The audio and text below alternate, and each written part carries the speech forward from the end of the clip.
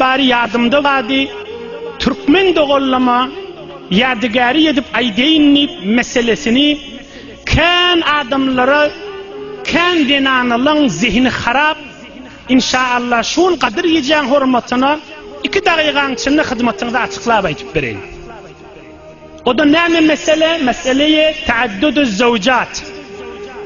Bir adam 2 denana, 3 denana ve 4 denana almağı var ada. O cidden havasını cem edin.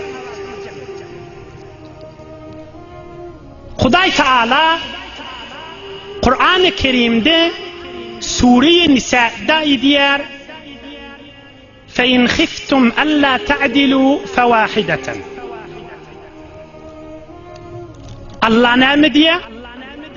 Eğer korksanız adalet edip bilmernip men Huday icazet vermeyen 2 denananı almayı, 1 denanı almalı. Yani ne bir adam bir erkek mi korkar mı adalet riayet etmeden bir mert cavan oğlunun soruğun nişi? Ne cevabını aytıp vereyim.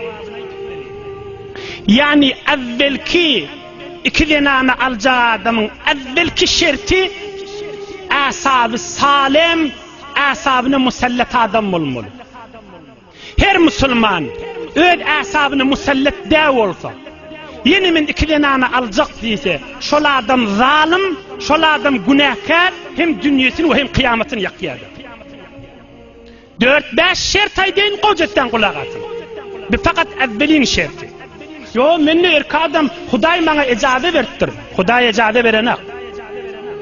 Huday icazet veren adamsi evvelkiti asabına musallat adam olmalı.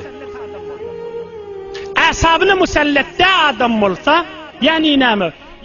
Başlan sağda açık aydeyin Türkmenle. Yani 1 denanası bilen mıdam kalmağallaşıp duran adam olsa şol adam hiç vakit 2 denanı saklap bilmeyer ve şol adam 2 denanı alsa zalim ve günahkar.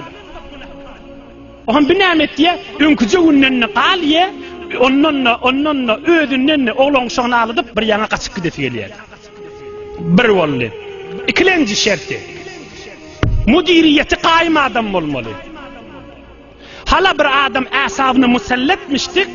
Mudiriyet diyanın özü bir ilm, özü bir makam, bir kanun.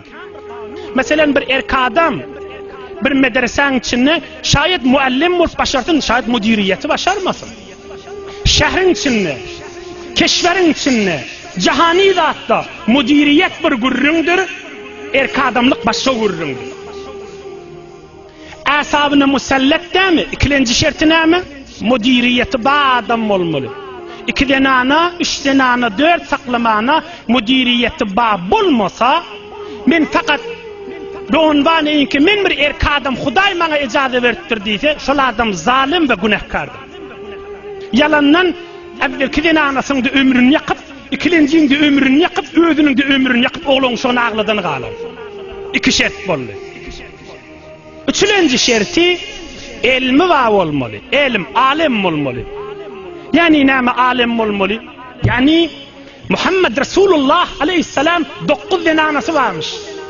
Şu peygamberimiz haysi yol bilen saklayanmıştık. Şunu bilen adam olmalı. Kayıtaydeyin 3. şerti ne olmalı? Alim olmalı. Muhammed Resulullah aleyhissalatu vesselam denanasını necire saklayanmıştık. Şunu bilmese ödüm bilermenip alsa şol adam zalim ve günahkardır. 3 oldu. 4. şerti belli. Gövdesi salim olmalı. Mali bağ olmalı. İcazet vermeli. 5. ve ahirki şerti. Asabına musallat. Mudiriyetine öktü. Ilmi de bağ. Mali bağ. Canı da sağ. Haklını da kamil adam olmalı. Veren adam olmalı. Şu şerait bulmanı Huday bana icazet verdi deyip aysala galat aytiya ve yalan aytiya da. Min din taraftan, İslam taraftan dinimize zerbe vurmazlar yanık. Kur'an'ı dille girmezler yanık. Açık Türkmen doğullamada yadigari edip aytıp veriyor. Ama bir adam mudiriyet kamil olsa, asabına musallak bolsa, ilmi bağ bolsa, malı bağ bolsa, canı sağ bolsa, haklı da kamil bolsa, Hudaý şoňa ejady berýär 4 tane. Ondan beri ol adam hem zalim, öz ömrüni ýakýa, evvelki anasynyň ömrüni ýakýa, soňrasynda yalandan öýüne getirýär, oglany şoňa agladyp, dünýede de ahiretde de gat günahkar bolar.